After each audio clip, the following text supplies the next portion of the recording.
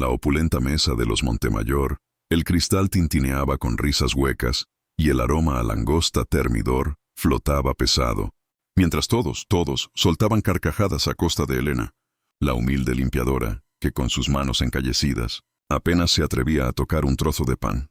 Pero no sabían que, en ese preciso instante, la pequeña Sofía, con sus ojos inocentes y su espíritu inquebrantable, estaba a punto de levantarse sobre su silla y, con la verdad más pura, hacerlos ahogar en su propio ridículo. ¿Estás listo para presenciar cómo la voz más pequeña puede desatar la tormenta más grande y cómo la humildad puede silenciar la arrogancia?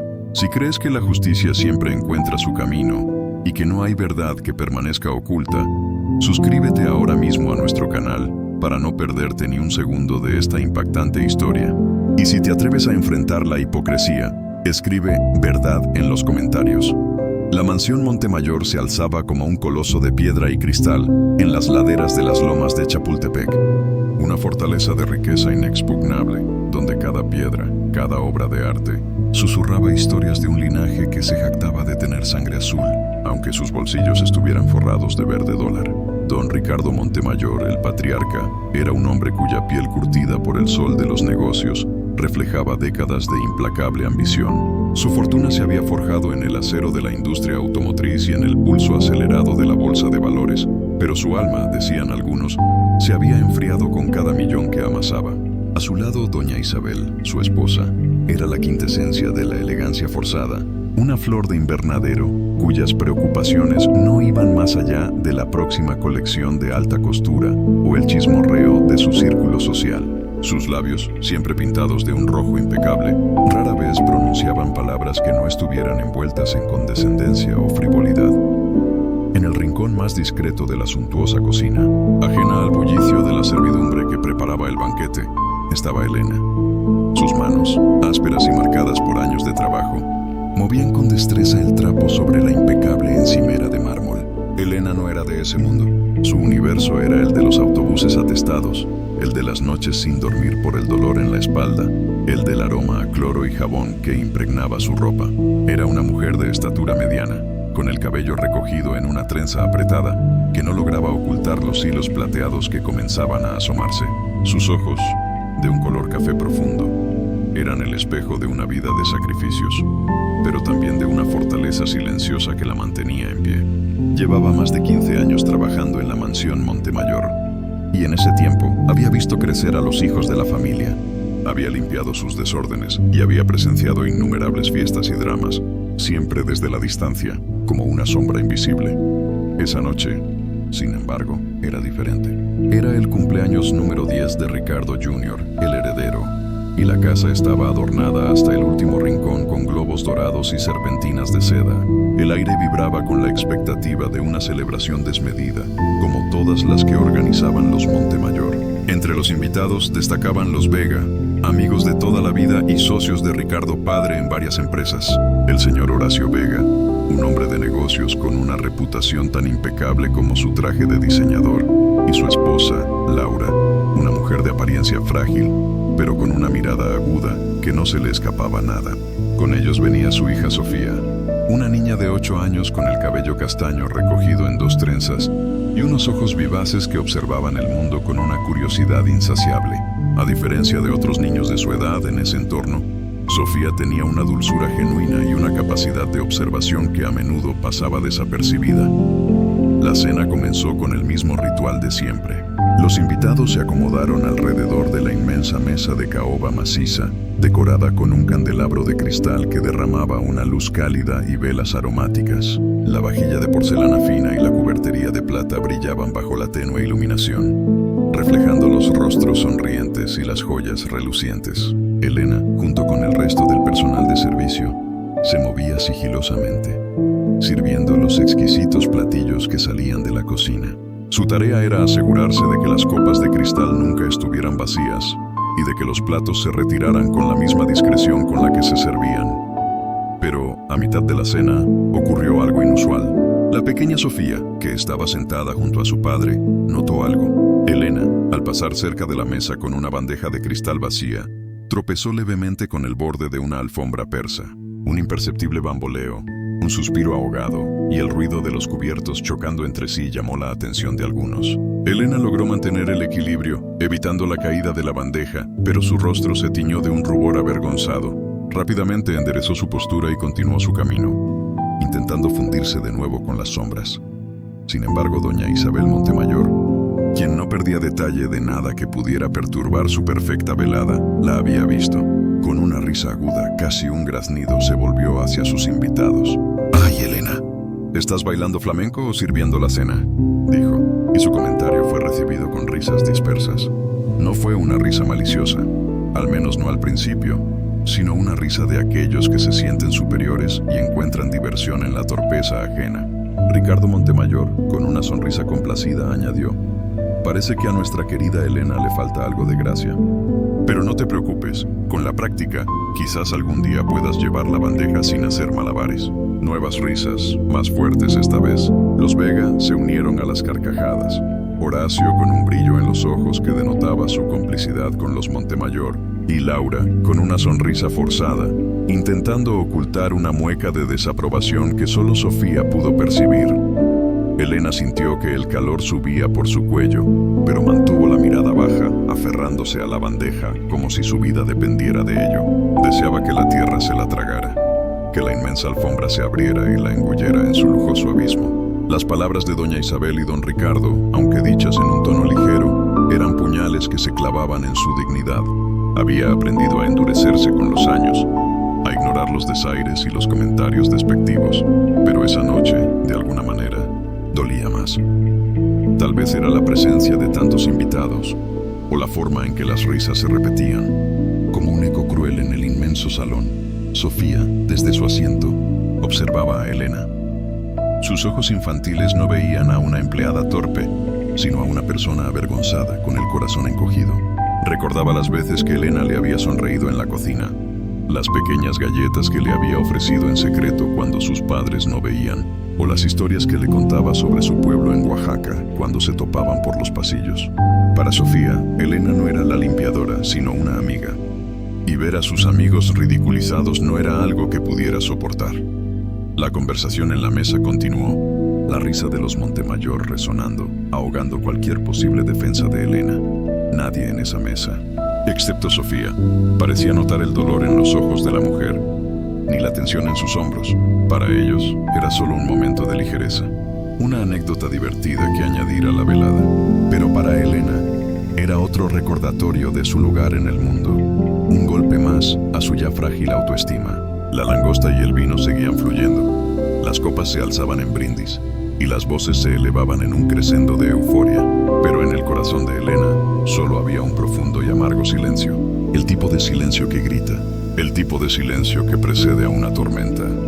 La música festiva y las risas llenaban el aire, pero para Elena, cada nota era un recordatorio de la brecha insalvable que existía entre su mundo y el de ellos. La mesa del millonario, con su abundancia y su despreocupación, se sentía como un universo paralelo, ajeno a la realidad de la lucha y el sufrimiento que ella conocía también. Sin embargo, en la mente de Sofía, la semilla de la indignación ya había echado raíces, y un plan, todavía difuso, comenzaba a tomar forma.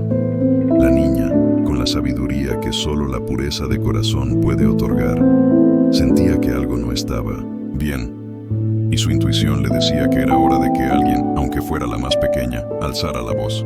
El ambiente en el gran comedor de los Montemayor, que antes rebosaba de una alegría superficial, se tornó denso, cargado de una electricidad imperceptible para la mayoría, pero palpable para aquellos con una sensibilidad más allá de la superficie.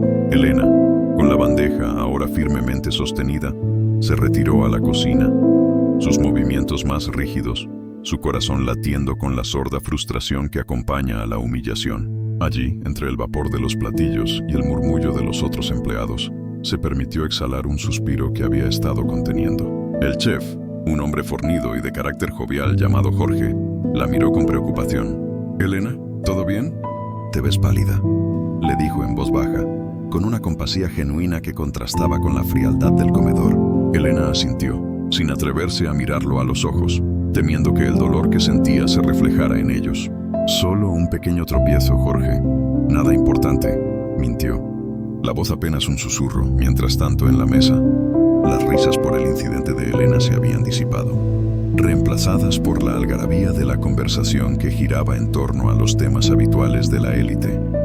La última adquisición de una villa en la Riviera Maya, el rendimiento de sus acciones en la bolsa y las extravagantes vacaciones que tenían planeadas. Ricardo Jr., el festejado, ajeno a todo, jugaba con su nuevo dron de última generación, que ya había sido desempaquetado en medio de la cena, interrumpiendo las frases de los adultos con su zumbido metálico. Para él el mundo era un patio de recreo sin fin, donde todos sus deseos eran órdenes y las consecuencias meros detalles insignificantes. Sofía, sin embargo, no había olvidado a Elena. La imagen de sus ojos avergonzados se había grabado en su mente infantil. Mientras sus padres conversaban animadamente con los Montemayor, Sofía observaba a los adultos. Veía cómo sus sonrisas no llegaban a los ojos, cómo sus palabras, aunque pulcras, parecían vacías de verdadera calidez. La niña, con la aguda intuición que a menudo poseen los pequeños, sentía una disonancia, una grieta entre la fachada de perfección y una verdad oculta que intuía, pero no podía nombrar. Su madre, Laura Vega, notó la quietud inusual de Sofía. «Mi amor, ¿no te gusta la comida? ¿Quieres otra cosa?», y le preguntó con ternura, acariciando su cabello. Sofía negó con la cabeza. «Estoy bien, mami, solo estoy pensando», respondió su voz suave, pero con una determinación que sorprendió a Laura. Horacio, el padre, ocupado en una discusión sobre política con Ricardo Montemayor, apenas prestó atención a la interacción entre madre e hija. La mente de Sofía comenzó a tejer recuerdos. No era la primera vez que presenciaba un trato despectivo hacia Elena. Recordaba una tarde de verano, hacía un par de años, cuando Elena la había encontrado llorando en el jardín después de que Ricardo Jr. le rompiera su muñeca favorita.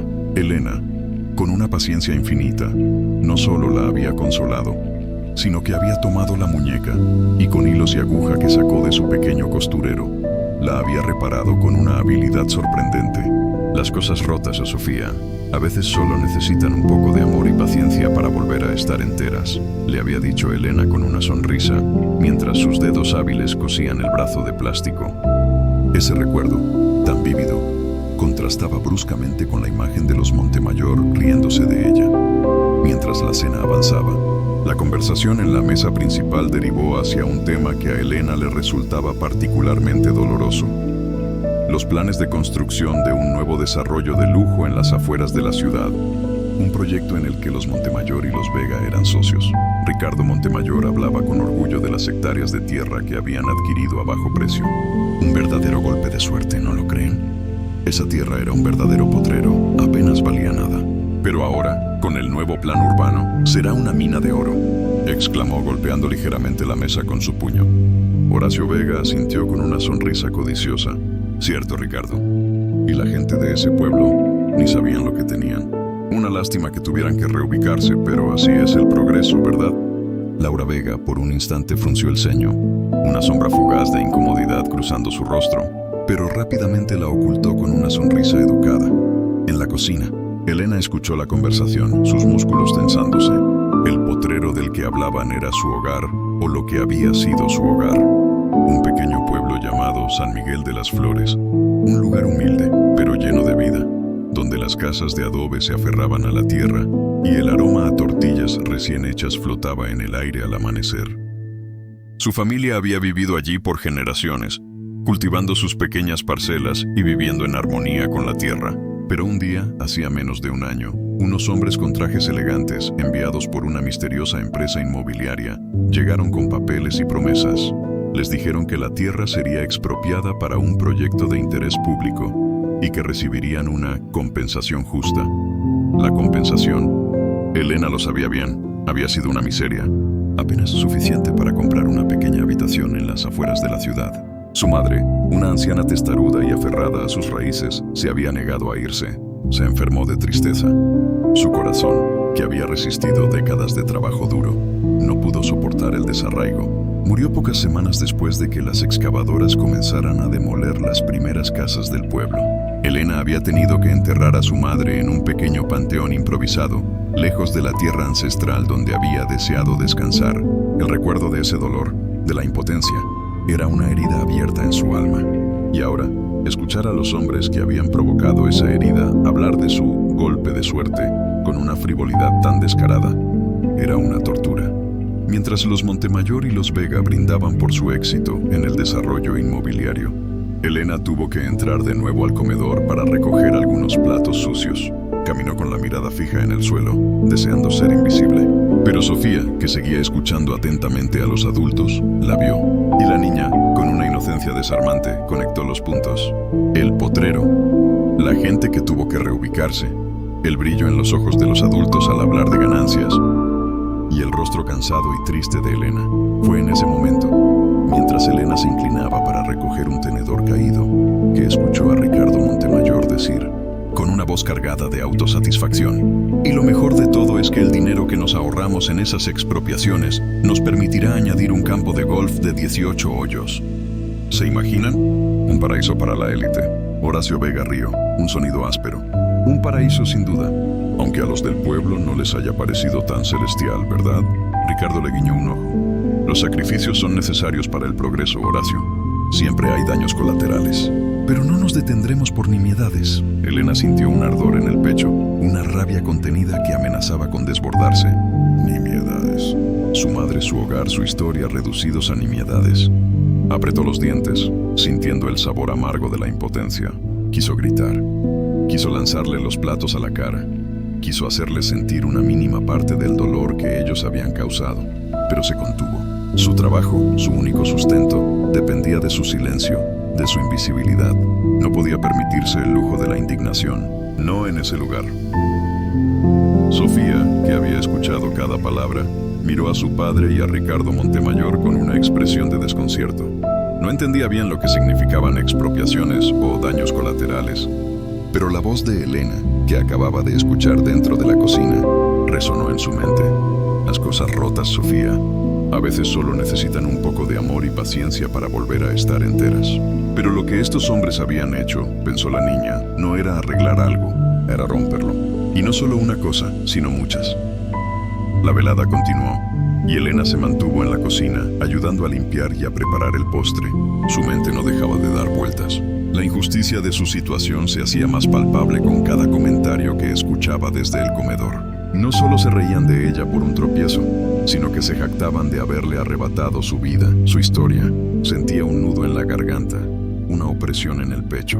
Las lágrimas amenazaban con salir, pero las contuvo con la misma tenacidad con la que había resistido los embates de la vida. Sabía que no podía derrumbarse. No allí, no ahora. Tenía que ser fuerte, no solo por ella, sino por el recuerdo de su madre, por la dignidad de su pueblo. Mientras tanto, en la mesa, los Montemayor y los Vega se preparaban para el momento culminante de la noche, el pastel de cumpleaños para Ricardo Jr. Doña Isabel dio la señal y las luces se atenuaron. De la cocina salió un enorme pastel de 3 pisos, decorado con velas que brillaban como pequeñas estrellas. Ricardo Jr. aplaudió con entusiasmo, y los invitados comenzaron a cantar las mañanitas. El ambiente era de celebración, de opulencia, de una burbuja de felicidad artificial.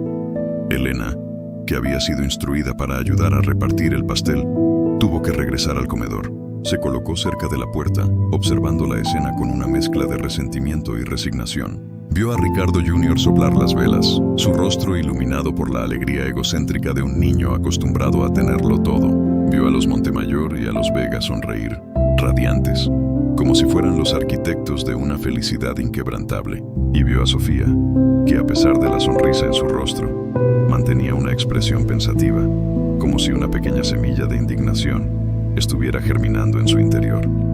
La noche se cernía sobre la mansión Montemayor como un pesado manto de terciopelo, pero dentro, la fiesta seguía en pleno apogeo. La música, ahora más bailable, invitaba a los invitados a moverse, y el bar improvisado en el salón de juegos no cesaba de servir bebidas. Elena, en la cocina, se dedicaba a la extenuante tarea de lavar los platos, el tintineo de la porcelana y el cristal ahogando el eco de sus propios pensamientos. Aunque exhausta, la pequeña chispa de esperanza que Sofía había encendido en ella seguía viva, un tenue resplandor en la oscuridad de su resignación. La valentía de la niña la había tocado profundamente.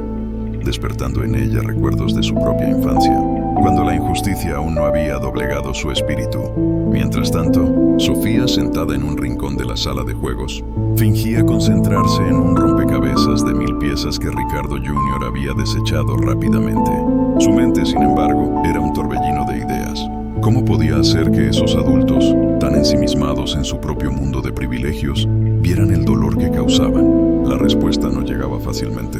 La niña observaba a su padre, Horacio Vega, charlando animadamente con Ricardo Montemayor cerca de la chimenea. Sus risas estridentes, sus gestos grandilocuentes, todo en ellos exhalaba un aire de invulnerabilidad. Enfrentarlos directamente parecía una tarea imposible para una niña de su edad, pero Sofía no se rendiría.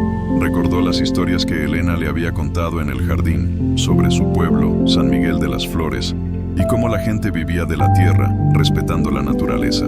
Elena le había hablado de los árboles frutales que su abuelo había plantado, de las hierbas medicinales que su madre cultivaba y del río que serpenteaba cerca de sus casas, dador de vida.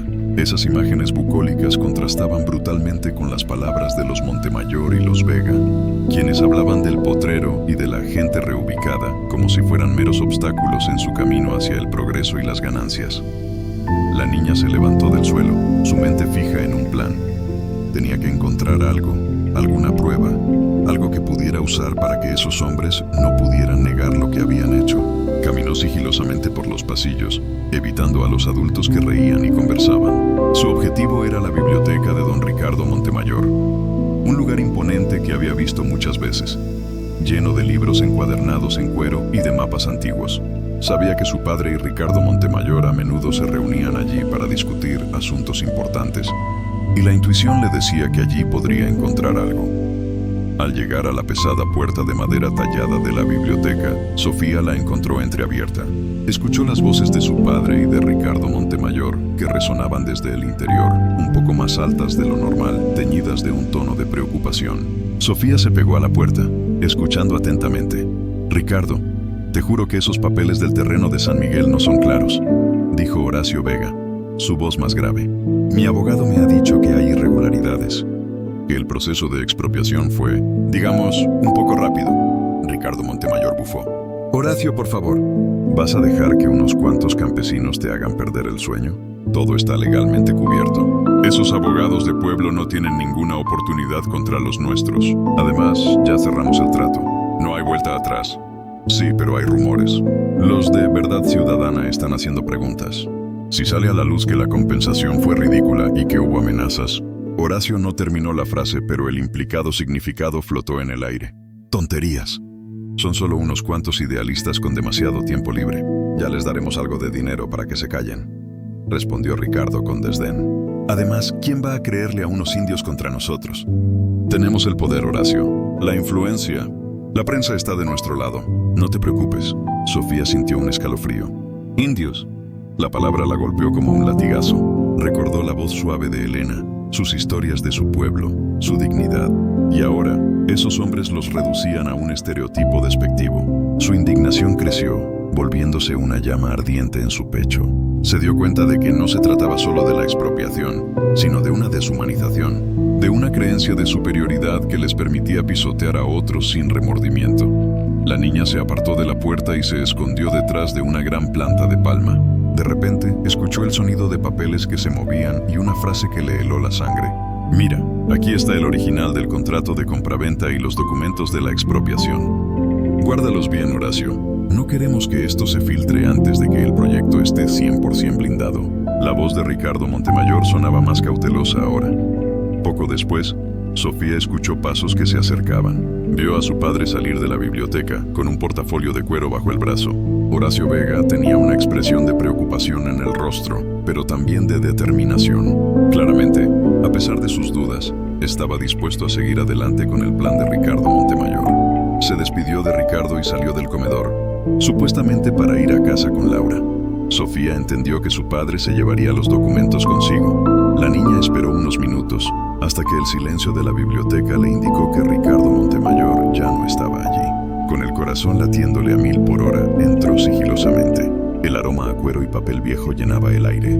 Sus ojos buscaron la mesa donde los hombres habían estado. Allí, vio un mapa desplegado del nuevo desarrollo, con pequeños recuadros que indicaban los lotes y los nombres de las familias que habían sido reubicadas. Su mirada se detuvo en un nombre: Familia Gómez, San Miguel de las Flores. Recordó a Elena mencionar que su apellido era Gómez. No había papeles sueltos, no había nada que pudiera llevarse fácilmente.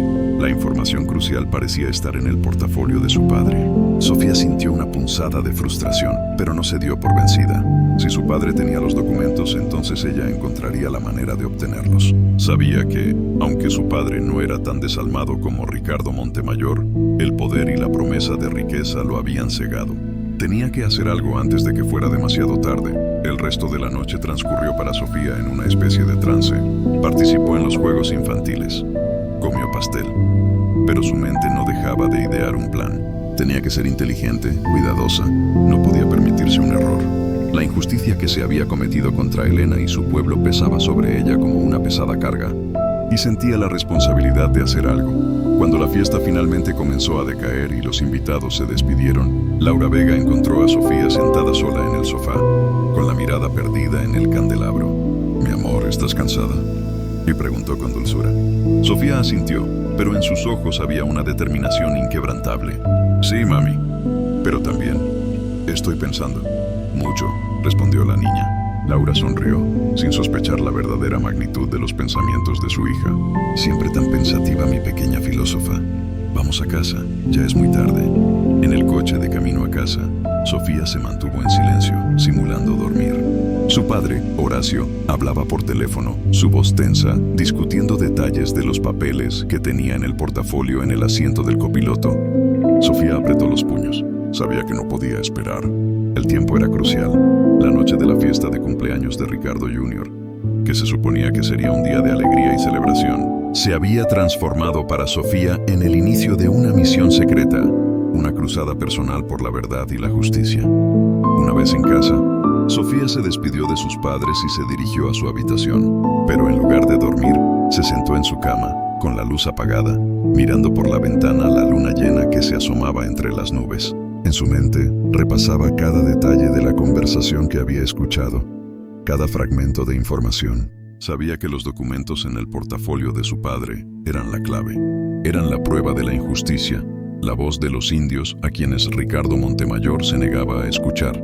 La niña pensó en la honestidad de Elena, en su dignidad a pesar de la pobreza y en la crueldad de los Montemayor y su propio padre. La balanza de la justicia, pensó Sofía, estaba peligrosamente inclinada, y ella, una niña pequeña, sentía que era su deber enderezarla. La tarea parecía monumental, casi imposible, pero la determinación de Sofía era más fuerte que cualquier temor. Esa noche, mientras la élite dormía plácidamente en sus camas de seda, una niña de 8 años en la quietud de su habitación, forjaba un plan que, sin saberlo, cambiaría el destino de muchas vidas y expondría la verdad detrás de las risas en la mesa del millonario.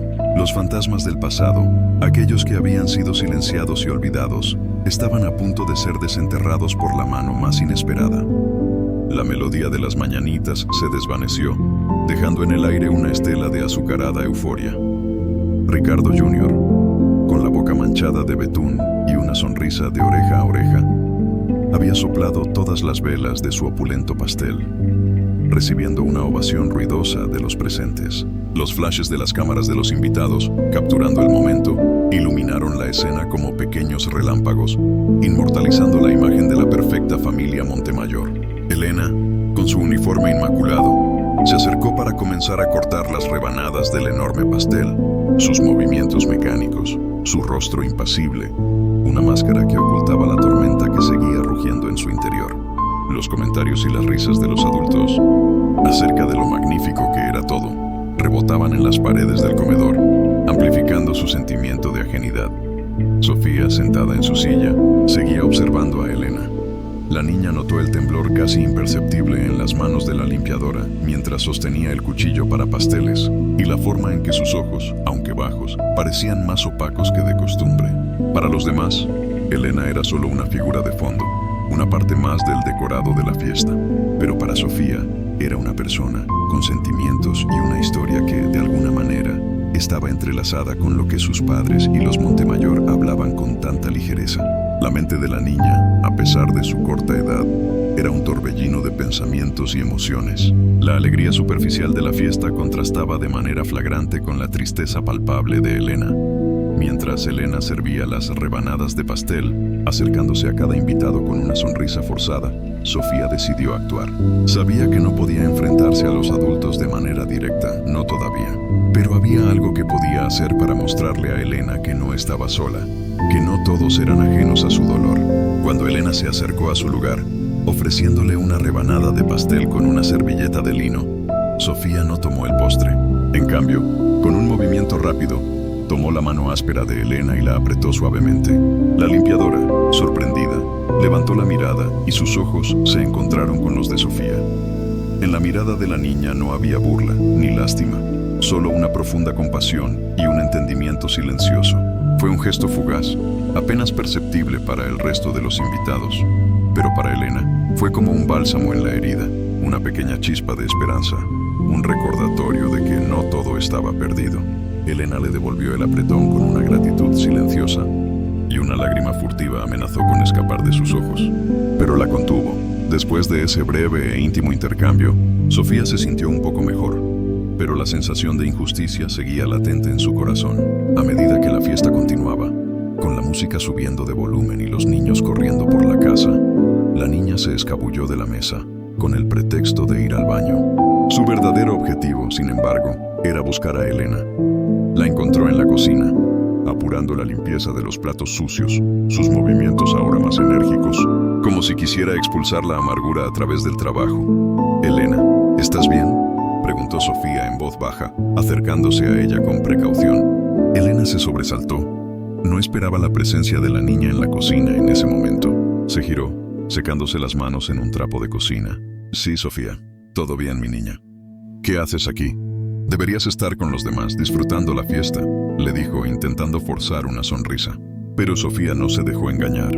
«Escuché lo que dijeron, lo del potrero y lo de tu tropiezo. No fue justo», afirmó la niña, con una seriedad que desmentía su edad. Elena miró a la niña con sorpresa. No esperaba que Sofía hubiera prestado atención, mucho menos que hubiera comprendido la gravedad de la situación. Se arrodilló para estar a la altura de sus ojos. «Sofía, mi niña, hay cosas que los adultos hacen que no siempre entendemos. A veces las cosas son complicadas», le dijo, intentando suavizar la verdad para no turbar la inocencia de la niña. Pero Sofía negó con la cabeza. «No, Elena, no es complicado. No es justo que se rían de ti. Y no es justo que le hayan quitado la tierra a tu pueblo. Mi mamá también lo piensa, aunque no lo diga», confesó la niña, revelando una percepción que Elena no había imaginado. La mención de Laura Vega, la madre de Sofía, hizo que Elena levantara una ceja. Siempre había percibido en la señora Laura una amabilidad más genuina que en los otros invitados, una mirada que a veces mostraba un atisbo de pena, pero nunca se imaginó que pudiera compartir la misma indignación de Sofía. «Tu mamá es una buena mujer, Sofía», dijo Elena con una voz más suave, «pero hay cosas que no se pueden cambiar». «Sí se pueden, Elena. Siempre se puede hacer algo», replicó Sofía con una convicción que hizo eco en el corazón de Elena. La niña continuó. «Recuerdo lo que me dijiste de mi muñeca, que las cosas rotas se pueden arreglar. ¿Y si tu pueblo también se puede arreglar? ¿Y si podemos hacer algo para que no se rían de ti?». La mirada de Sofía era una mezcla de inocencia y determinación. Elena la miró, una mezcla de admiración y temor en sus propios ojos. La idea de que una niña pudiera enfrentarse a los poderosos Montemayor y a su propio padre era, en cierto modo, aterradora, pero también inspiradora. «Sofía, mi niña, no es tan fácil», susurró Elena, su voz cargada de la amargura de la experiencia. «Hay fuerzas más grandes que nosotros, y a veces la justicia no llega. Pero si nadie hace nada, entonces la injusticia se queda», argumentó Sofía, su lógica infantil pero irrefutable. «Si nadie dice nada, entonces ellos creen que lo que hacen está bien. Y no lo está». La niña se puso de pie, su pequeña figura emanando una determinación que desarmó a Elena. «Voy a hacer algo, Elena. No sé qué, pero voy a hacer que se den cuenta de que lo que hacen está mal». Elena sintió un escalofrío. La valentía de Sofía, tan pura y sin filtros, era un contraste con su propia resignación. Recordó las palabras de su abuela, una mujer sabia y fuerte que siempre decía: «No hay voz más poderosa que la de la verdad, aunque sea susurrada por un niño». Miró a Sofía, y por primera vez en mucho tiempo sintió una pequeña chispa de esperanza. Tal vez, solo tal vez, una voz pequeña podría lograr lo que muchas voces grandes no se atrevían. En ese momento, la voz de doña Isabel Montemayor resonó desde el comedor. «Sofía, ¿dónde te has metido? Tu madre te está buscando para la siguiente ronda de juegos». La niña y Elena se sobresaltaron. Sofía le dio a Elena un último apretón de manos. «No te preocupes, Elena, voy a pensar en algo», prometió, antes de salir corriendo de la cocina, dejando a Elena con un torbellino de emociones. Elena regresó a sus labores, pero su mente ya no estaba en la limpieza. Las palabras de Sofía resonaban en su cabeza, un eco de valentía que había creído olvidado. Pensó en su madre, en las historias de resistencia de su pueblo, en la injusticia que se había apoderado de sus vidas. Y por primera vez en mucho tiempo, Elena se permitió soñar con la posibilidad de que la balanza pudiera, de alguna manera, equilibrarse. Mientras tanto, Sofía regresó al comedor, donde los adultos ya se habían levantado de la mesa para unirse a los juegos y la conversación en otros salones de la mansión. Laura Vega, su madre, la recibió con una sonrisa. «Aquí estás, mi niña». «¿Todo bien?». Sofía asintió, pero sus ojos estaban fijos en Ricardo Montemayor y en su padre, Horacio Vega, que conversaban animadamente, con copas de champaña en mano, sus voces cargadas de una autocomplacencia que a Sofía le resultaba cada vez más repugnante. La niña se unió a los otros niños en una sala de juegos adyacente, pero su mente seguía maquinando. La idea de hacer algo no la abandonaba. ¿Qué podía hacer una niña de 8 años contra el poder de esos hombres? No lo sabía, pero sentía que tenía que intentarlo. La semilla de la indignación, plantada por la injusticia que había presenciado y por la conexión silenciosa que había establecido con Elena, había comenzado a germinar. Y con cada minuto que pasaba, esa semilla se hacía más fuerte, alimentada por el deseo de Sofía de ver la verdad prevalecer. La noche seguía su curso en la mansión Montemayor, una sinfonía de lujo y despreocupación. Pero en un pequeño rincón de la opulenta casa, una niña estaba a punto de convertirse en la voz de los que no tenían voz. Y una humilde limpiadora, sin saberlo, estaba a punto de presenciar un giro en su destino que ni en sus sueños más descabellados habría imaginado. El murmullo silencioso de la injusticia estaba a punto de ser reemplazado por un grito que nacería de la más pura inocencia y que resonaría en el corazón de la opulencia. Sofía, con una determinación férrea, sabía que el momento de actuar se acercaba. El sol se alzó sobre la Ciudad de México, tiñendo el cielo de tonos rosados y dorados, anunciando un nuevo día. Para Sofía, sin embargo, la noche apenas terminaba en su mente. Después de unas pocas horas de sueño intranquilo, la niña se despertó con una sensación de urgencia. Los documentos y la foto que había escondido bajo su almohada eran un peso, pero también una fuente de una extraña fortaleza. Sabía que tenía que actuar y que no podía esperar. El tiempo era el enemigo de la verdad. Bajó a desayunar, donde sus padres, Laura y Horacio, ya estaban sentados a la mesa. Horacio leía el periódico con su habitual seriedad, sorbiendo su café, mientras Laura revisaba su agenda. El ambiente era el de una mañana normal en una casa de clase alta, pero Sofía sentía una tensión subyacente, una conciencia de los secretos que se ocultaban bajo esa fachada de normalidad. «Buenos días, mi amor. ¿Dormiste bien?», le preguntó Laura con una sonrisa, notando la palidez de su hija. Sofía asintió, intentando mantener la calma. «Sí, mami, un poco». Horacio, sin levantar la vista del periódico, murmuró: «Los niños de hoy no tienen preocupación alguna. Con razón, siempre están llenos de energía». Sofía apretó los labios, sintiendo el cinismo en las palabras de su padre. Él no sabía la preocupación que ella cargaba. Mientras Sofía comía sus cereales, observó a sus padres. Horacio, con su traje impecable y su corbata de seda, parecía la personificación del éxito, pero Sofía ahora veía a través de esa imagen, veía la sombra de la avaricia, la complicidad con la injusticia. Laura, su madre, en cambio, parecía más pensativa de lo usual. Recordó las palabras de Sofía la noche anterior. «Mi mamá también lo piensa, aunque no lo diga». Realmente su madre era consciente de la magnitud del engaño. Laura levantó la vista de su agenda y miró a Horacio. «Horacio, ¿hablaste con Ricardo sobre lo de los terrenos de San Miguel?». «Sigo sin estar tranquila con todo eso. El abogado de tu socio, el señor Mendoza, me llamó ayer. Dijo que los rumores de esas familias desalojadas están llegando a oídos de la prensa y que la organización Verdad Ciudadana está ganando fuerza. No quiero que nuestro nombre se vea envuelto en un escándalo. Horacio suspiró, visiblemente irritado. Laura, ya te lo dije, Ricardo tiene todo bajo control. Son solo unos cuantos idealistas, y el abogado Mendoza es demasiado alarmista. Además, ¿qué van a hacer? Ya se firmaron los papeles. Todo es legal. Su voz, sin embargo, tenía un matiz de nerviosismo que Sofía no pasó por alto. Legal no siempre significa justo, Horacio, replicó Laura, su voz más firme de lo habitual. Piénsalo bien. ¿Cómo te sentirías si te arrebataran tu casa, tu tierra, por una miseria? ¿Y si luego encima se rieran de ti por un tropiezo? La última frase de Laura hizo que Sofía levantara la vista rápidamente, sus ojos encontrándose por un instante con los de su madre. Laura no dijo más, pero su mirada expresaba una profunda desaprobación. Horacio bufó. Laura, por favor, no empieces con tus sentimentalismos. Esto es de negocios. No es un cuento de hadas. Esos terrenos eran una oportunidad de oro y la aprovechamos. Punto. Se levantó de la mesa, su rostro tenso. Tengo una reunión importante con Ricardo. No quiero llegar tarde. Y con eso salió de la cocina, dejando un silencio incómodo en el aire. Sofía miró a su madre. Laura suspiró frotándose las sienes. A veces tu padre es complicado, dijo, su voz teñida de cansancio. Sofía se acercó a ella y con una determinación inquebrantable le dijo: Mami, yo sé que no es justo. Y tengo algo que lo prueba. Laura la miró con sorpresa. ¿Qué dices, Sofía? La niña sacó cuidadosamente de su pijama los documentos y la foto. Los desplegó sobre la mesa, mostrando a su madre el contrato de compraventa con el precio irrisorio, los formularios de expropiación con el nombre de Elena Gómez, la foto antigua de Elena con su madre y abuela y la carta manuscrita.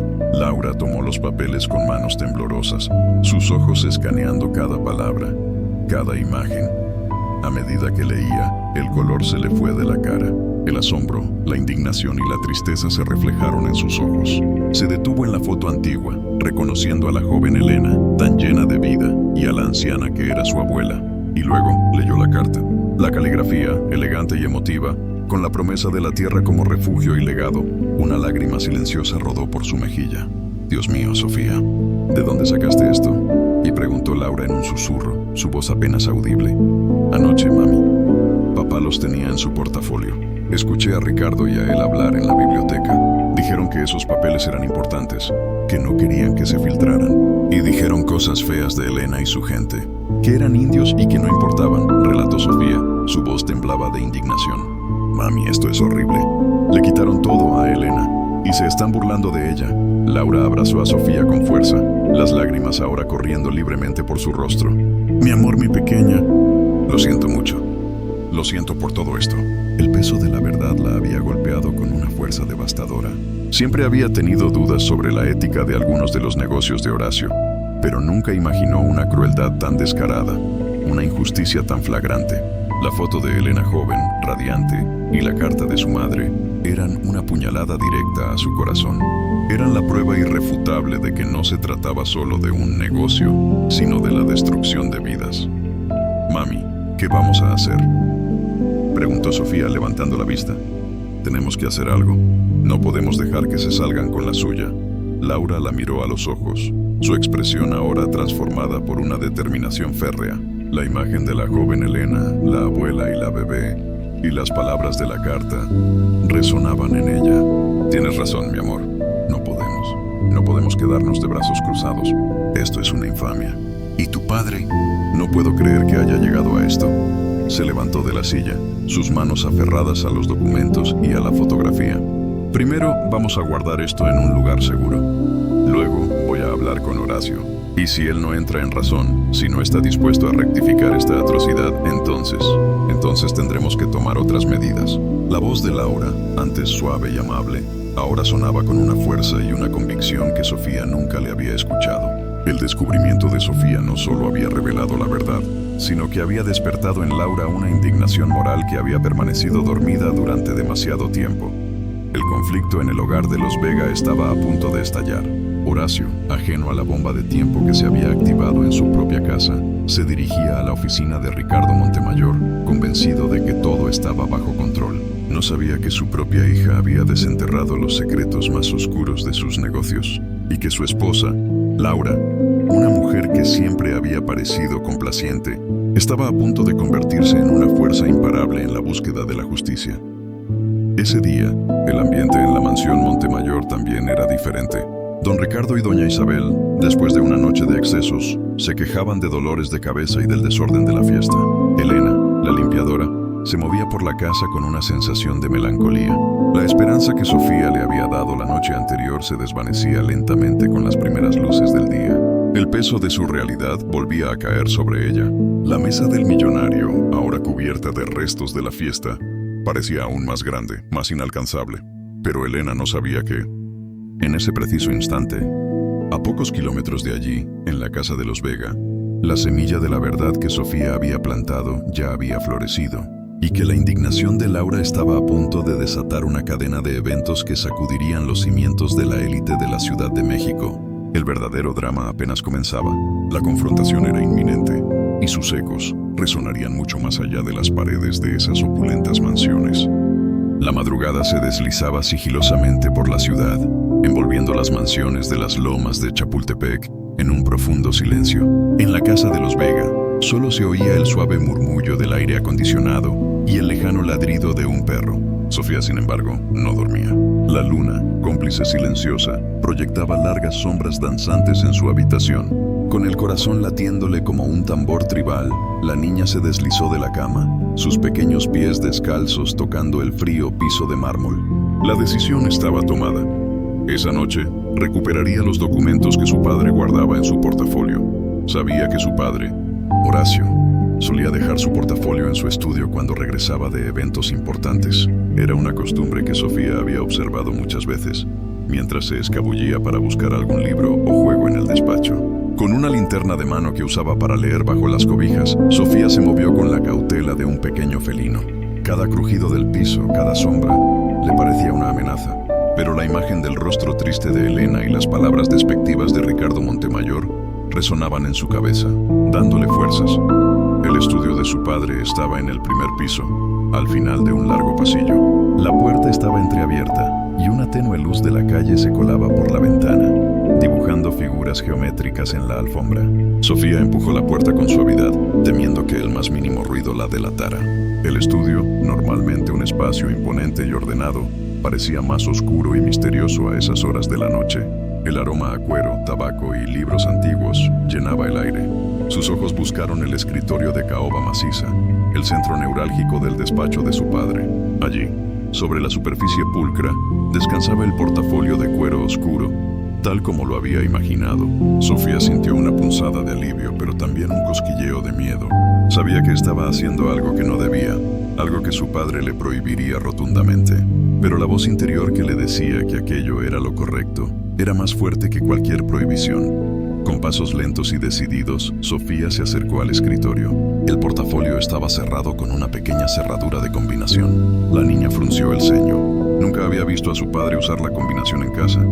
Siempre lo abría con una llave. Pensó por un momento. ¿Dónde guardaba la llave? Recordó que su padre solía dejar pequeñas llaves de objetos importantes en el cajón superior derecho del escritorio, el que siempre estaba cerrado con llave. Sofía intentó abrir el cajón, pero como esperaba, estaba cerrado. La frustración comenzó a invadirla.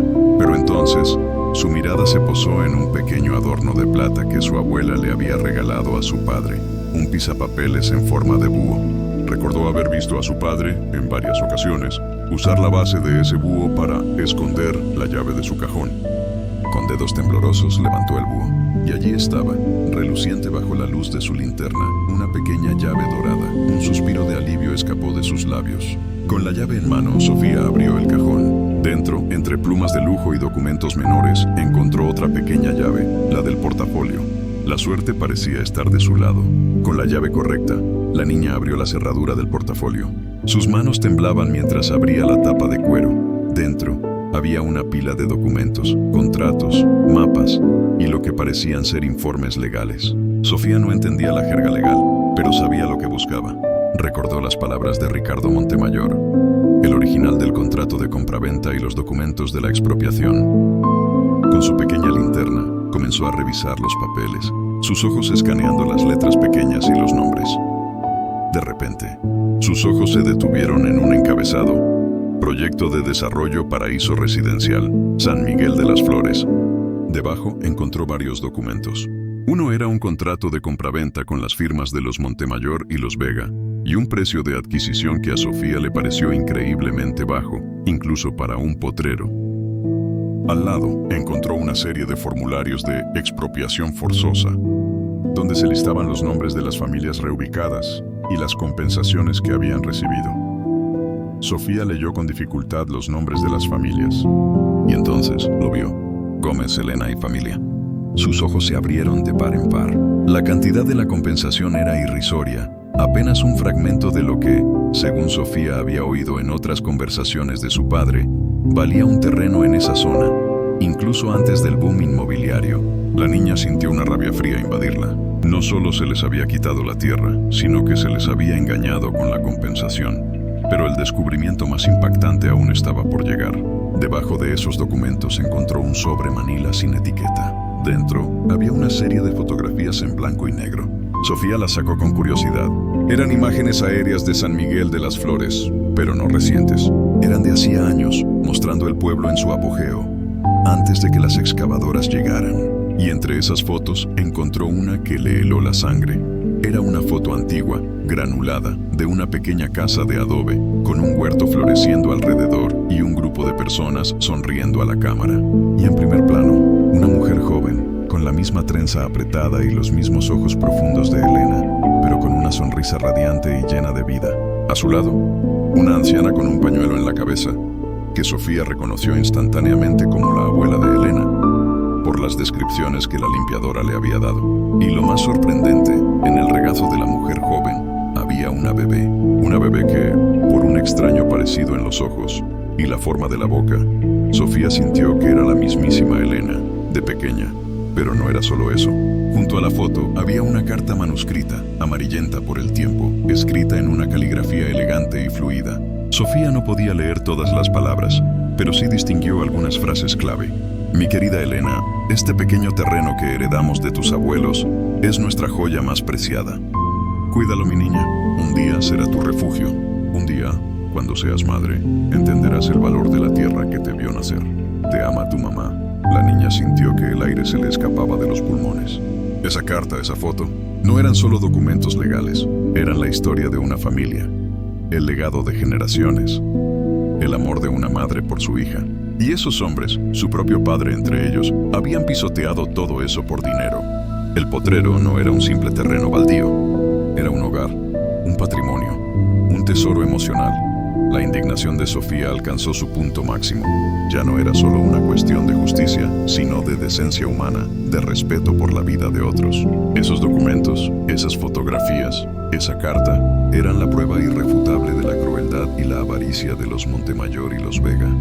Eran la voz silenciada de Elena y de su pueblo. Con manos temblorosas, Sofía tomó los documentos más relevantes: el contrato de compraventa con el precio irrisorio, los formularios de expropiación que listaban a la familia Gómez, la foto antigua de Elena con su madre y abuela, y la carta manuscrita. Los guardó cuidadosamente en el bolsillo de su pijama, asegurándose de no dejar rastro. Volvió a cerrar el portafolio, colocó la llave de regreso en el cajón y el búho en su lugar, y cerró la puerta del estudio con la misma cautela con la que había entrado. Regresó a su habitación, su corazón aún latiendo con fuerza, pero ahora con una determinación renovada. La luna seguía en el cielo, y el amanecer ya comenzaba a teñir el horizonte de un suave color naranja. Sofía se acostó en su cama, los papeles escondidos bajo su almohada, el sueño aún lejos de ella. La noche había sido larga y llena de peligros, pero sus descubrimientos habían cimentado su propósito. Ahora tenía las pruebas, ahora tenía la voz. Mañana, pensó Sofía, mañana el mundo de los Montemayor y los Vega, un mundo construido sobre la injusticia y el engaño, temblaría. La niña, con la verdad en sus manos, estaba a punto de convertirse en la inesperada heroína de una historia que muchos habían querido enterrar en el olvido. Y todo comenzaría en el lugar menos pensado, de la forma más inesperada. La mesa del millonario, que antes había sido el escenario de la humillación de Elena, se convertiría ahora en el estrado de la verdad. La oficina de Ricardo Montemayor, en el piso más alto de un rascacielos de la Avenida Reforma, era un santuario de poder y control. Vistas panorámicas de la bulliciosa Ciudad de México se extendían bajo los ventanales blindados, pero Ricardo solo tenía ojos para los informes financieros que se amontonaban en su escritorio de cristal. Horacio Vega llegó puntual, con el ceño fruncido y un aire de nerviosismo que no pasó desapercibido para su socio. ¿Qué te trae tan temprano, Horacio? ¿Algún problema con los nuevos planos del campo de golf?, preguntó Ricardo sin levantar la vista de sus papeles. Su tono era de ligera impaciencia, de un hombre acostumbrado a que los problemas se resolvieran antes de que llegaran a su escritorio. Horacio se sentó en una de las sillas de cuero frente al escritorio, su espalda más recta de lo usual. No, Ricardo. No es el campo de golf, es lo de San Miguel de las Flores. Laura está muy preocupada. Me dice que los rumores están creciendo, que la prensa podría involucrarse. Y lo de esa organización, Verdad Ciudadana, parece que no se van a quedar quietos. Ricardo finalmente levantó la vista, una expresión de fastidio en su rostro. Por el amor de Dios, Horacio. Ya te dije que son nimiedades. ¿Laura? Tu esposa está metiéndose en esto. No la dejes que te meta ideas en la cabeza. Las mujeres y los negocios no se mezclan. Esas tierras son nuestras, legalmente. Punto final. No hay nada de qué preocuparse. Su tono era condescendiente, desestimando la preocupación de Horacio y, de paso, la capacidad de Laura. Pero Horacio no se dejó intimidar tan fácilmente esta vez. La conversación con Laura esa mañana y la imagen de los documentos y la foto que Sofía había descubierto lo habían dejado inquieto.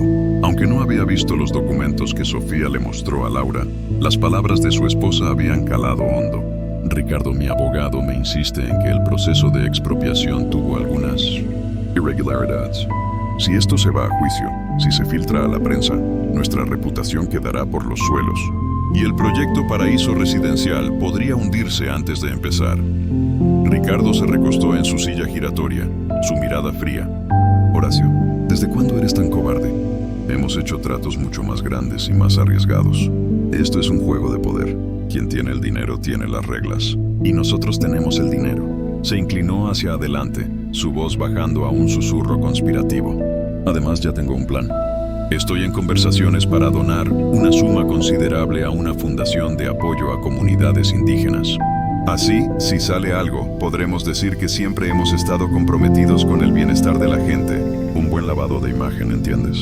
Horacio se sintió aún más incómodo. La idea de usar una fundación benéfica como un velo para la injusticia lo repugnaba, a pesar de su propia implicación. Ricardo, no lo sé, esto se siente mal. ¿Y si Elena, la limpiadora, decide hablar? Ella era de ese pueblo, ¿y mi hija? Sofía está muy sensible con el tema. Ricardo soltó una carcajada. Elena, ¿de verdad crees que una simple limpiadora va a atreverse a enfrentarse a nosotros? Por favor, Horacio. Y Sofía es una niña. No sabe nada de negocios. No dejes que las fantasías de tu hija te hagan perder el rumbo. La arrogancia en la voz de Ricardo era palpable. Una burbuja de privilegio que lo aislaba de la realidad. Mientras tanto, en la casa de los Vega, Laura no estaba perdiendo el tiempo. Después de la revelación de Sofía, su mente había estado en ebullición. Se había pasado la mañana investigando sobre la organización Verdad Ciudadana, que su padre había mencionado. Descubrió que era un grupo de abogados y activistas que defendían los derechos de comunidades vulnerables y que tenían un historial impresionante de exponer casos de corrupción y abuso de poder. Laura se armó de valor. Tomó los documentos y la foto que Sofía había encontrado y marcó el número de teléfono que había encontrado en el sitio web de Verdad Ciudadana. La recepcionista, una voz amable pero firme, la escuchó con paciencia. Laura, con la voz temblorosa al principio, pero ganando confianza a medida que hablaba, relató la historia, la expropiación injusta, la compensación irrisoria, el sufrimiento de la familia Gómez y las palabras despectivas de Ricardo Montemayor y Horacio Vega. La persona al otro lado de la línea, la abogada principal de la organización, la licenciada Clara Ramos, la escuchó con una atención palpable. Señora Vega, lo que me cuenta es muy grave. Es un patrón que hemos visto antes. ¿Tiene pruebas de lo que dice? Laura respiró hondo. Sí, licenciada. Tengo documentos, contratos e incluso una fotografía y una carta que demuestran la verdad detrás de todo esto. Mi hija Sofía los encontró y le explicó cómo Sofía había descubierto los papeles. Clara Ramos se quedó en silencio por un momento. La valentía de su hija es admirable, señora Vega. Estas pruebas son cruciales. Podemos abrir una investigación formal, pero quiero que sepa que esto no será fácil. Los Montemayor tienen mucho poder y recursos. Necesitaremos su total cooperación y la de su hija. ¿Están dispuestas a enfrentarse a ellos? Laura miró la foto de Elena joven, con esa sonrisa radiante y la carta de su madre. La imagen de la niña Sofía, con su determinación inquebrantable, vino a su mente. Sí, licenciada. Estamos dispuestas. Haré lo que sea necesario para que se haga justicia. Su voz sonaba con una convicción que la sorprendió a ella misma. La batalla por la conciencia de Horacio Vega había terminado. Ahora, la batalla por la justicia de Elena estaba a punto de comenzar. Mientras Laura hablaba con la abogada, Horacio regresó a casa. Su conversación con Ricardo lo había dejado aún más inquieto.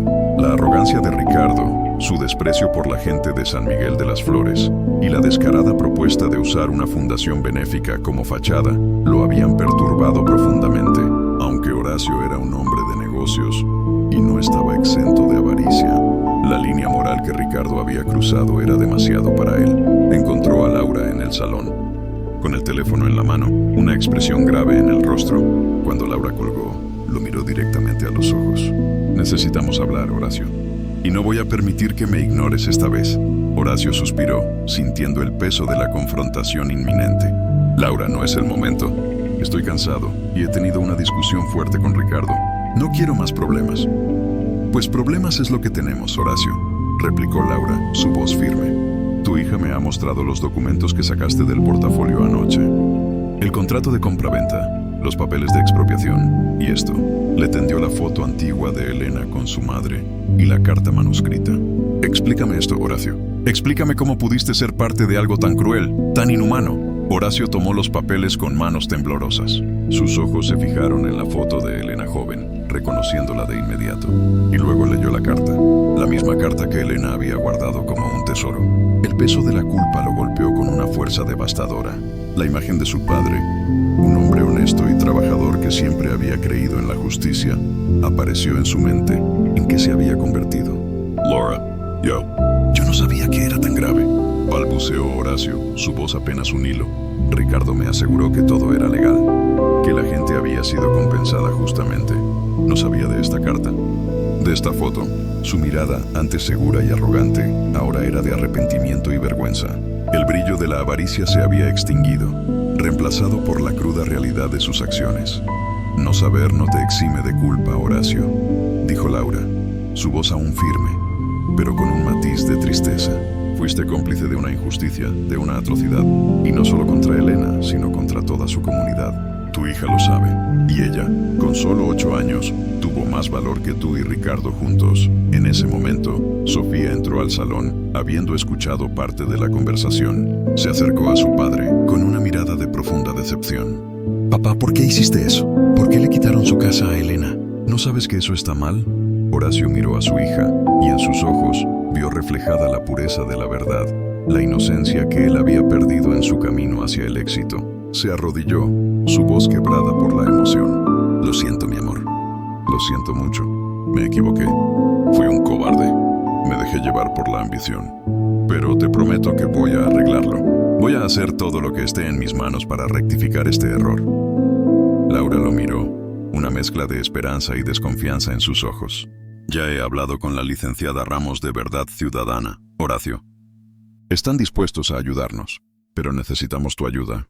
Necesitamos que cooperes, que seas testigo de la verdad. ¿Estás dispuesto a enfrentarte a Ricardo Montemayor?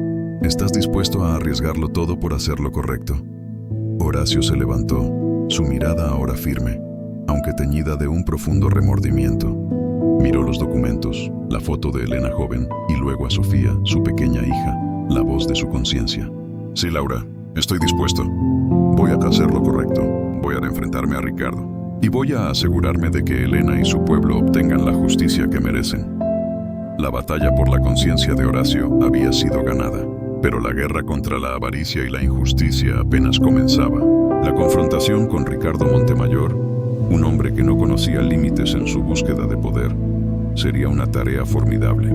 Sin embargo, Laura y Horacio ahora tenían a Sofía, la pequeña heroína, y la verdad, la fuerza más poderosa de todas. La mesa del millonario, que se había reído de la limpiadora pobre, estaba a punto de presenciar un drama de proporciones épicas, donde el honor y la decencia se alzarían contra la corrupción y la avaricia. El despacho de la licenciada Clara Ramos, aunque más modesto que las oficinas de los Montemayor, irradiaba una energía palpable de justicia y determinación. Pilas de expedientes se apilaban en los estantes y el aire olía a papel viejo y a la promesa de un cambio. Laura, Horacio y Sofía estaban sentados frente a ella, los documentos y la foto antigua de Elena desplegados sobre la mesa. La pequeña Sofía, con sus ojos vivaces, escuchaba con atención cada palabra, sintiendo la solemnidad del momento. Clara Ramos, una mujer de unos 40 y tantos años, con el cabello recogido en una coleta y una mirada penetrante, estudiaba los documentos con una meticulosidad impresionante. Su rostro se iba tensando con cada línea que leía, con cada detalle que descubría. «Esto es mucho más grave de lo que imaginaba», dijo finalmente, levantando la vista. «El contrato de compraventa es una burla. El valor real de la tierra de San Miguel, incluso antes de que se declarara la zona de desarrollo, era significativamente más alto, y las compensaciones son una vergüenza». Se detuvo en la foto y en la carta. «Esto es invaluable, no solo una prueba legal, sino emocional. Una historia humana que no pueden ignorar. ¿Qué podemos hacer, licenciada?», le preguntó Laura, su voz llena de esperanza. «Horacio está dispuesto a cooperar, a testificar, a hacer lo que sea necesario para rectificar este error». Clara Ramos asintió, mirando a Horacio con una mezcla de respeto y cautela. «Señor Vega, su testimonio será crucial. Como socio, usted tiene información privilegiada que puede exponer la red de corrupción que Ricardo Montemayor ha tejido. Pero quiero ser muy clara. Ricardo Montemayor es un adversario poderoso. No se detendrá ante nada para proteger sus intereses y su reputación. Su vida y la de su familia podrían estar en riesgo». Horacio suspiró. El peso de su decisión se hacía palpable. Miró a Laura y luego a Sofía. La mirada de su hija, llena de fe y esperanza, fue su motor. «Estoy dispuesto a asumir el riesgo, licenciada. No puedo vivir con esta culpa. No puedo mirar a mi hija a los ojos sabiendo que fui cómplice de algo tan atroz».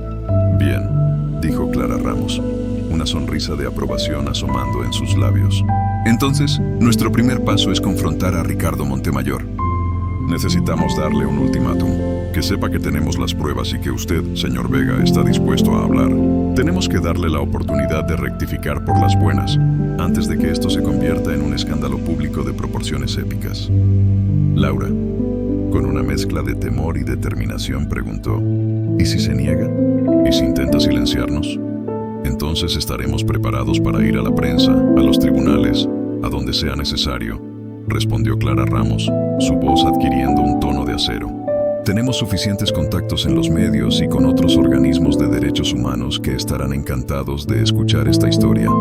Y con la declaración de un socio como usted, señor Vega, será imposible para Montemayor negarlo todo». Se planeó una reunión para el día siguiente en la oficina de Ricardo Montemayor. Horacio, acompañado de Clara Ramos, iría a presentarse con el ultimátum. Laura y Sofía esperarían en casa, con el corazón en un puño. Esa tarde, Laura decidió visitar a Elena en la mansión Montemayor. Se sentía obligada a disculparse personalmente y a darle un adelanto de lo que estaba por venir. Encontró a Elena en la lavandería, planchando ropa con la misma resignación de siempre. «Elena, ¿puedo hablar contigo un momento?», dijo Laura, su voz suave.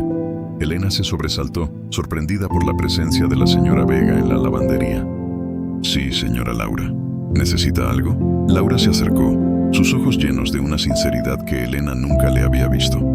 «Elena, quiero disculparme por el comportamiento de mi esposo, de Ricardo Montemayor, y por el mío, por no haber actuado antes. Sé lo que les hicieron a ustedes en San Miguel de las Flores, y quiero que sepas que lo siento mucho».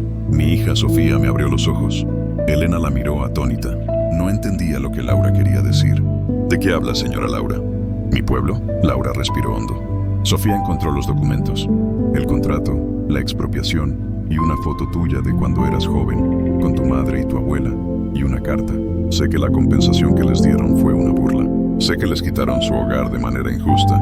Y Horacio, mi esposo, está dispuesto a testificar. Hemos contactado a una abogada de verdad ciudadana y vamos a luchar por la justicia para ti y tu pueblo». Elena sintió que el mundo se le venía encima. La noticia era tan abrumadora que apenas podía procesarla. La señora Laura, la esposa de Horacio Vega, había descubierto la verdad, y su propia hija, la pequeña Sofía, había sido la responsable. Las lágrimas que había contenido por tanto tiempo finalmente brotaron de sus ojos, cálidas y liberadoras. Es verdad, señora Laura. ¿No es una broma?, preguntó Elena, su voz quebrada por la emoción y la incredulidad. Es la verdad, Elena, y te prometo que haremos todo lo posible para que se te haga justicia. Para que tu pueblo sea reparado, dijo Laura, tomando las manos ásperas de Elena, un gesto que rompía las barreras invisibles de clase y posición social. En ese momento, Sofía apareció por la puerta de la lavandería con una sonrisa radiante. Elena, mami ya sabe todo, y papá también. Vamos a arreglar las cosas como arreglamos mi muñeca. La inocencia de sus palabras, en medio de la gravedad de la situación, trajo una pequeña sonrisa a los labios de Elena. La niña, su pequeña heroína, había cumplido su promesa. Elena abrazó a Sofía con una fuerza que nunca había creído posible. En ese abrazo no solo había gratitud, sino también una renovada fe en la humanidad, en la posibilidad de la justicia, e incluso en un mundo que parecía diseñado para la injusticia. Al día siguiente, la tensión era palpable en la oficina de Ricardo Montemayor. El magnate, con una sonrisa confiada, recibió a Horacio y a Clara Ramos. No sospechaba la verdadera naturaleza de la visita. Horacio, qué bueno que viniste. ¿Ya convenciste a tu esposa de que no se preocupe por tonterías? ¿Y usted, licenciada? ¿A qué debo el placer de su visita? Clara Ramos, con una calma impresionante, colocó los documentos, la foto antigua y la carta sobre el escritorio de cristal de Ricardo Montemayor. Señor Montemayor, estamos aquí para hablar sobre el proyecto Paraíso Residencial y las irregularidades en la expropiación de San Miguel de las Flores. Tenemos pruebas irrefutables de que el proceso fue fraudulento, que la compensación fue injusta y que usted y el señor Vega fueron cómplices de una gran injusticia. Y el señor Vega está dispuesto a testificar. La sonrisa de Ricardo Montemayor se desvaneció. Sus ojos se fijaron en los documentos, en la foto de Elena joven, en la carta manuscrita. Su rostro, antes confiado, se puso pálido. Miró a Horacio con una expresión de traición y furia. Horacio, ¿qué significa esto? ¿Me estás traicionando? Horacio lo miró a los ojos, su voz firme. Significa que estoy haciendo lo correcto, Ricardo. Significa que no voy a ser cómplice de tus atrocidades. Y significa que la verdad saldrá a la luz, quieras o no. Clara Ramos continuó, su voz de acero. Tenemos dos opciones, señor Montemayor. O llegamos a un acuerdo justo para Elena Gómez y las demás familias de San Miguel de las Flores. Una compensación digna que incluya la restitución de sus tierras si así lo desean, y que usted se disculpe públicamente por sus acciones. O esto se convierte en un escándalo mediático y legal que destruirá su reputación y su imperio. Tenemos pruebas suficientes para llevar esto a juicio y asegurar que pague por cada una de sus fechorías. Elija. El silencio en la oficina era ensordecedor. Ricardo Montemayor, el hombre que creía tener el mundo a sus pies, se encontró acorralado. La conspiración que había tejido con tanta maestría, desenmascarada por una niña, por una esposa indignada y por un socio arrepentido. Su rostro, ahora contorsionado por la ira y el miedo, era el reflejo de un hombre que, por primera vez en su vida, se enfrentaba a las consecuencias de sus acciones. El ultimátum estaba dado. La balanza de la justicia, que había estado peligrosamente inclinada, ahora comenzaba a enderezarse, y todo por la voz de la verdad que había surgido de los labios de una niña en la mesa del millonario.